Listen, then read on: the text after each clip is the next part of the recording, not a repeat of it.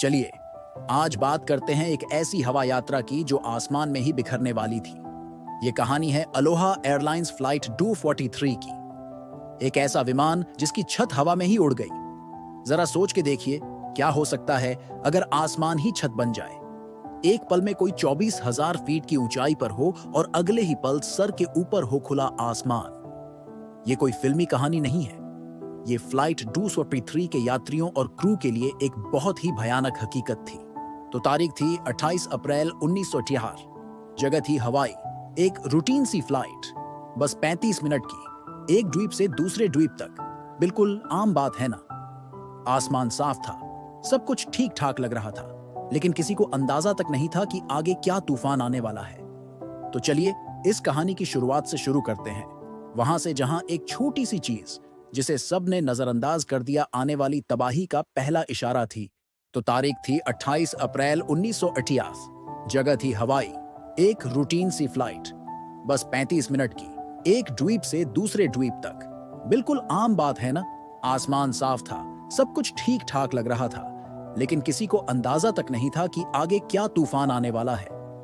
तो चलिए इस कहानी की शुरुआत से शुरू करते हैं, वहां से जहां एक छोटी सी चीज जिसे सबने नजरअंदाज कर दिया आने वाली तबाही का पहला इशारा थी।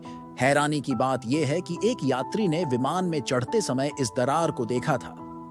उन्होंने सोचा शायद कोई बड़ी बात नहीं होगी और इसे नजरअंदाज कर दिया। ये एक ऐसा फैसला था जो आगे चलकर बहुत ही अहम साबित होने वाला था।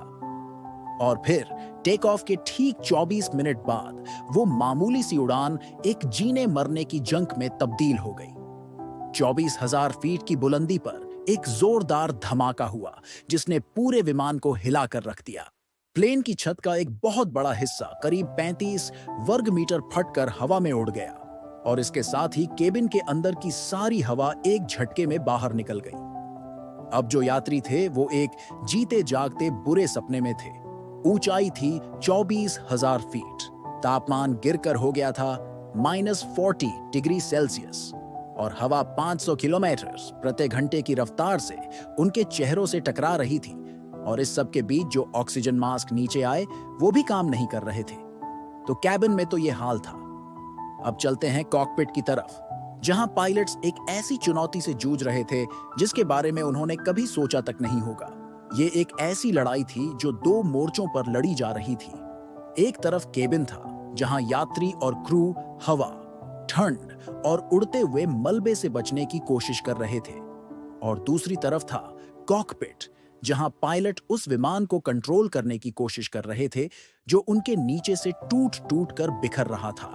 और इस लड़ाई के हीरो थे कैप्टन रॉबर्ट शॉन्सथाइमर और को पायलट मिमी टॉम्किंस। सोच के देखे उनका विमान हवा में बिखर रहा था। कॉकपिट जो था वो केबिन से सिर्फ फर्श के जरिए जुड़ा हुआ था।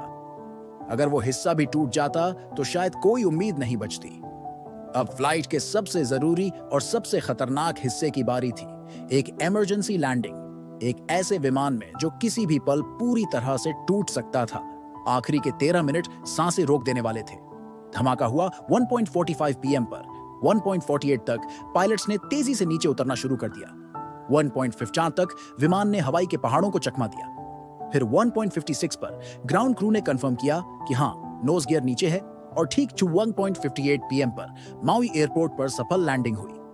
ये 13 मिनट एक पूरी जिंदगी के बराबर थे, लेकिन इतना ही काफी नहीं था।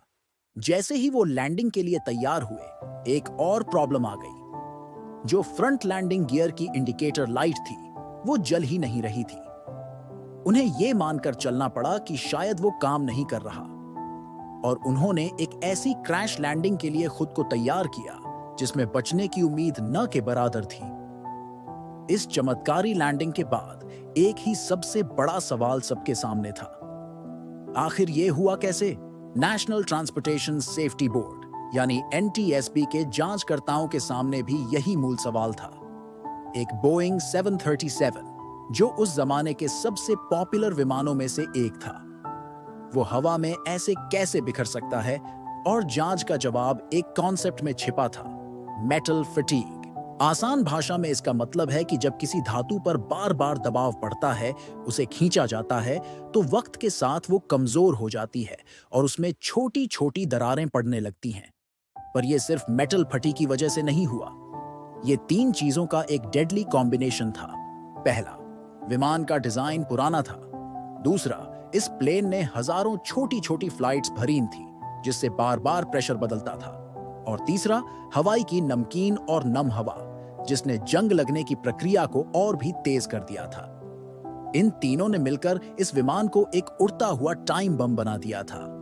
इस भयानक हादसे ने एविएशन इंडस्ट्री को हमेशा के लिए बदल कर रख दिया और इसने यात्रियों की सुरक्षा को लेकर एक नई बहस शुरू कर दी। देखे, इस हादसे में एक फ्लाइट अटेंडेंट की जान चली गई, जो बहुत दुखी बात है, लेकिन 90 लोग जिंदा बच गए। कैसे? इसके पीछे 3 बड़ी वजह थी। पहला, पायलट्स का लाजवाब स्किल। दूसरा, बाकी क्रू मेंबर्स की हिम्मत।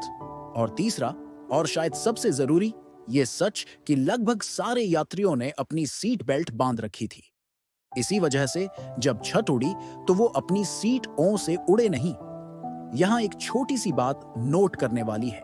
जो सोर्स मटेरियल हम इस्तेमाल कर रहे हैं, उसमें यात्री के अनुभव को समझाने के लिए एम्मा नाम का एक कैरेक्टर बनाया गया था, लेकिन इसके अलावा घटना के बाकी सारे डिटेल्स बिल्कुल सच्चे हैं। तो इस पूरी कहानी से सबक क्या मिलता है? इस एक हादसे ने पूरी इंडस्ट्री का पुराने विमानों की सुरक्षा को देखने का नजरिया बदल दिया। विमान के मेंटेनेंस और इंस्पेक्शन के लिए नए और ज्यादा सख्त नियम बनाए गए। और आखिर में ये कहानी एक बहुत जरूरी सबक सिखाती है कि सुरक्षा सिर्फ इंजीनियर या पायलट की ही नहीं, बल्कि हर किसी की जिम्मेदारी है, एक आम यात्री की भी। अगर कभी कुछ अजीब या गलत लगे तो उसे रिपोर्ट करना जरूरी है, क्योंकि कभी-कभी एक छोटी सी जागरूकता एक बहुत बड़ी दुर्घटना को रोक सकती है।